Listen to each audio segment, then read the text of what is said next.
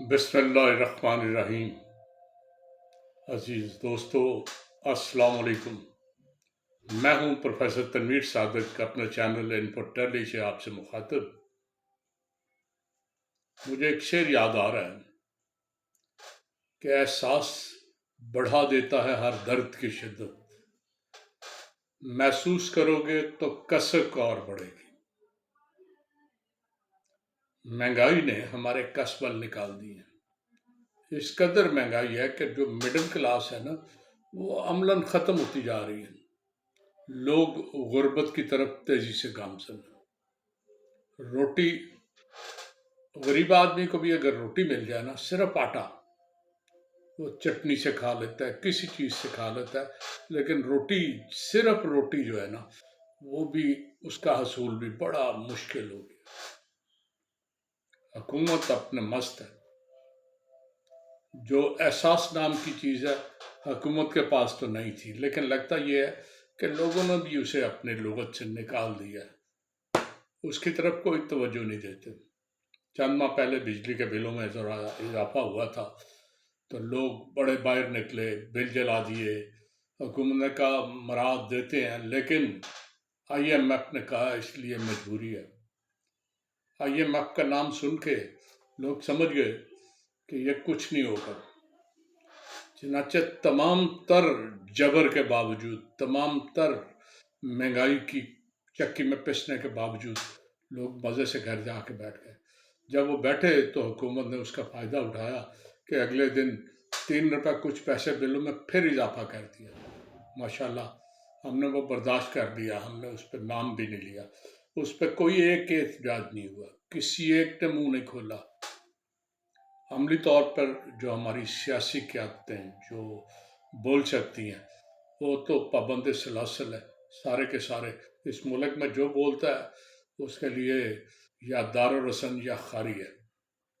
فیض کا شعر ہے نا کہ یا دار و رسن یا خاری ہے۔ دل کی قیمت جو ہوتی ہے نا، یہی ہوتی ہے۔ تو جو دل والے ہیں نا، جو بول سکتے ہیں، جو کہہ سکتے ہیں، ان کے مقدر میں یہی چیز ہوتی ہے۔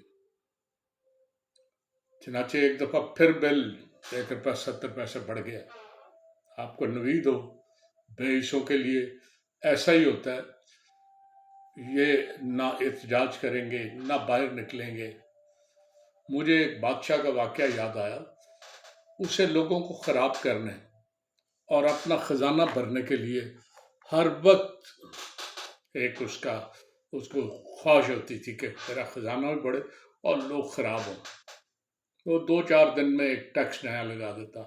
اپنے وزیر کو پوچھتا بھئی کیسے ہیں آپ لوگ؟ وہ کہتا جی بالکل کوئی نہیں، لوگ خوش ہیں، بولا ہی کوئی نہیں۔ اس نے کہا اچھا۔ چند دن ٹھہر کے اس نے ایک اور ٹیکس لگا دیا۔ کہا اب بتاؤ کیا صورتحال ہے؟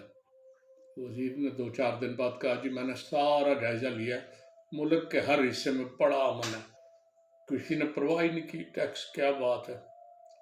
بادشاہ اس نے ایک اور ٹیکس لگا دیا کہ اب اس ٹیکس کے بعد تو لوگوں کی ہمت جواب دے جائے گی، لیکن کوئی نہیں بولا، کسی طرف سے کوئی آواز نہیں آئی۔ وزیر کو پوچھا، اس نے کہا جی پورے ملک میں امن ہے، لوگ آپ کی درازی عمر کے لیے دعا کر رہے ہیں اور بڑے خوش ہیں کہ آپ ہیں، اس کا ثبوت مل رہا ہے کہ ٹیکس مار رہے ہیں، کچھ نہ کچھ ملک میں کچھ ہو تو رہا ہے نا۔ بادشاہ کو بڑا غصہ آیا کہ کچھ ایسا کرے کہ لوگوں کی پریشانی میں اضافہ ہو اور لوگ اسے اچھی طرح یاد کریں۔ اس نے کہا ایسا کرو، پورے شہر میں جگہ جگہ ناکے لگا دوں۔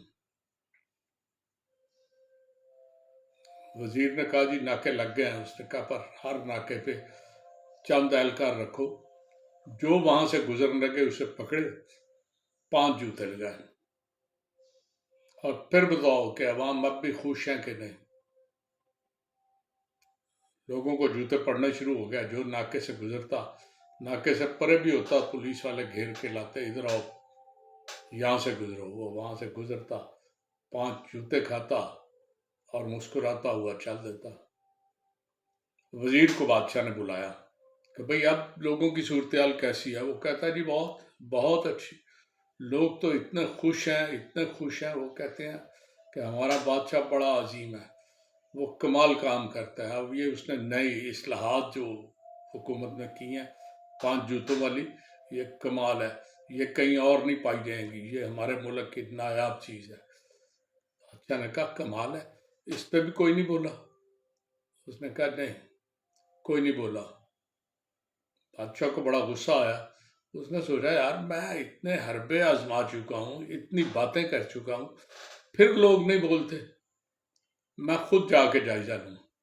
بادشاہ ایک دن ایک ناکے پہ چلا گیا، اس نے دیکھا دھڑا دھڑ لوگ آ رہے ہیں، قطار لگی ہوئی ہے، لوگوں کو 5 جوتے لگ رہے ہیں، اور لوگ سر جھکائے بڑے مزے سے جوتا کھاتے ہیں اور آگے چلے جاتے ہیں۔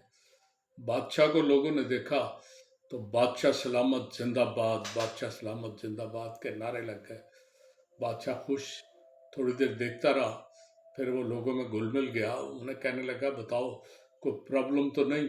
انہوں نے کہا نہ آپ کی سرکار میں سب اچھا ہے، سب خوش ہیں، آپ کی مہربانیاں اتنی ہیں کہ ان کا شمار ہی کوئی نہیں۔ بادشاہ نے کہا یہ یہاں جو جوتے کھانے کا عمل ہے، اس میں تو کسی کو کوئی برائی نہیں نظر آئی؟ انہوں نے کہا نہ، واہ واہ، بڑا مزہ آتا ہے، بڑے مزے سے ہم کھاتے ہیں۔ بادشاہ بڑا پریشان ہوا، اس نے ایک بندے کو کہا کہ یار کوئی مسئلہ یہاں ہو تو بتاؤ۔ اس نے کہا ایک چھوٹا سا مسئلہ ضرور ہے۔ پوچھا کیا؟ کہنے لگا جی جوتے مارنے والے بندے بڑے کم ہیں، دیکھو کتنی لمبی قطار لگی ہوئی ہے، اب اس قطار کو بھگتانے میں بڑی دیر لگتی ہے، تو آپ ذرا اگر خاص مہربانی کریں اس قوم پہ، اس ملک پہ، یہ بے حس جو لوگ ہیں ان پہ، تو ایک چھوٹا سا کام کریں کہ یہ جوتے مارنے والے اگر 2-3 ہیں تو ان کی تعداد ڈبل کر دیں، تاکہ یہ اتنی لمبی قطار نہ، لوگ ذرا آسانی سے جوتے کھا کے فارغ ہو کے اپنا کام کر سکیں۔ بادشاہ بہت خوش ہوا، اس نے کہا ٹھیک ہے، کل سے تعداد ڈبل کر دی جائے گی تاکہ جوتے کھانے والوں کو آسانی رہے۔ تو ہمارے ملک میں بھی حال یہ ہے کہ جوتے کھانے والے جوتے کھانے کے لیے تیار ہیں۔ پہلے 6-7 بندے مارتے تھے، اب 10-20 بندے مارتے ہیں، لیکن اثر کسی کو نہیں ہوتا۔